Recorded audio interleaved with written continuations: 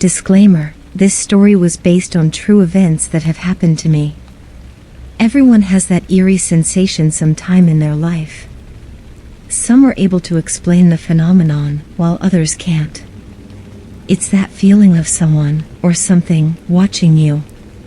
It's that unknown experience when either dread or curiosity can get the best of you. You could be quietly sitting at home, earbuds in, and immersed in your technology when it hits you. You look up from your phone to see your parents sitting, watching television, paying you no mind.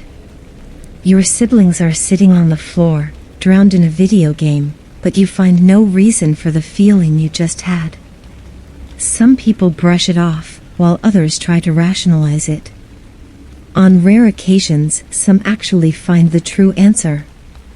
It was a warm day in August, and I was quietly sitting at the window seat inside an internet cafe near my college campus. I had my music blaring in my ears to help drown out the busy customers while I vigorously worked on a research paper. It was close to the end of the semester, so the teacher were piling work on the students to stay on schedule. After about an hour of staring at my laptop, I suddenly had the feeling of eyes on me. Being in a pretty busy place, I didn't really give it much thought. I looked up and didn't see anything out of the ordinary. There were a few men sitting at a table, chatting, other college students making use of the free Wi-Fi, and a woman at the register getting her order taken. No eyes were on me, that is, until I looked closer at the woman. I hadn't looked down to see the little girl tightly wrapped around her leg, probably around 3 or 4. She was looking at me from behind her mother's leg with a strange look on her face. It was hard to explain. Sort of a blank but frightening stare directly at me. She didn't look very well dressed considering she was out in public. She had dirty brown hair that was matted down in random places, bare feet, and a white dress that was stained with dark colors, as if she had just finished playing in a flower bed. I silently smiled at the young girl and waved. After getting no response, not even a change of facial expression, I shrugged and continued working on my laptop. About a minute went by with the feeling of the little girl's eyes on me. I decided to look back up out of instinct, but she was gone. The mother was paying for her food as I quickly scanned the room for any sign of her daughter, as it appeared she didn't realize the girl was gone. After I noticed no signs of anyone younger than me, I quickly walked over to the woman and tried to explain that her daughter was missing. What she said next disturbed me. "I'm sorry, but I came here alone." "The little girl hugging your leg, she wasn't yours?" No. I didn't feel anyone on my leg." The cashier confirmed that she came in alone. Shocked, I apologized and slowly walked back to my seat. I had noticed the girl in too much detail. How could no one else have seen that? After being certain the girl was not in the building, I started to rationalize it as just being a daydream that seemed to slip into my reality.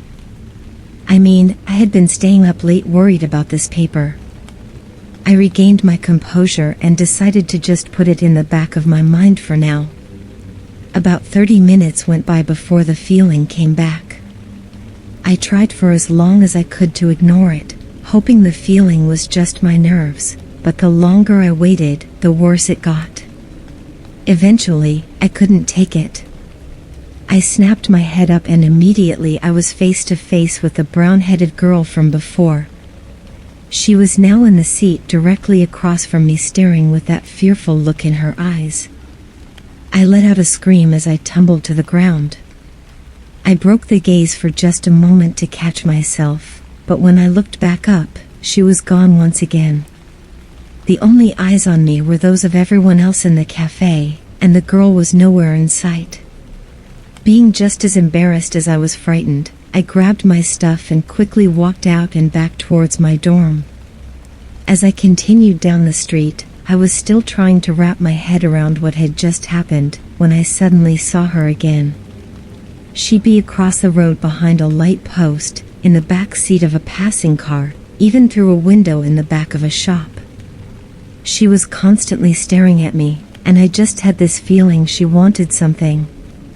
A feeling of dread swept over me as I began to sprint and keep my eyes focused on my path to safety. Luckily, I made it back to my dorm without another sighting, and the feeling was long gone. Exhausted from my adrenaline rush, I fell asleep right away. The next day, I woke up to the sound of beating on my door. As I opened it, 2 police officers told me to come with them to the station for questioning. Apparently, a man had been arrested right outside the cafe I was in the evening before. They told me that a group of kids were walking down the sidewalk when they noticed the man sitting in his parked car and fully focused on the restaurant with a large camera. The kids slowly walked by and peered inside his car. Behind the passenger seat, they could plainly see some nylon rope, a large roll of saran wrap, and the glistening of a large butcher's knife. They quickly walked off and called the police to investigate. When they arrived, police found the objects, took the man's camera, and shortly after, took him in for questioning. The man had apparently been taking pictures all day of girls walking down the street and in the restaurant. The police took out the camera the man had and flipped through some of the man's final pictures. My heart sank as they flipped through multiple pictures of me sitting on my laptop, getting up to talk to the woman at the register, falling out of my chair, and leaving the restaurant. Those were the last photos he had taken before he was caught, and they suspected I was going to be his next victim. They asked about me falling out of my chair, and that's when I revealed the events containing the little girl. I thought they would think I was crazy, but after describing her, the police chief's face went white. They told me they found out that the man had just recently been released from prison after serving a 25-year sentence for the kidnapping and murder of over a dozen women, ranging from 30 years old all the way down to a 3-year-old child being his last victim. They showed me an old newspaper clipping from the man's file that had a picture of the little girl, and after seeing it, a new feeling arose. This time, I didn't feel dread, but a sense of remorse, fear, and peace all at once. The picture was taken sometime before her death, and she was standing barefoot in a field with long brown hair and a beautiful white dress.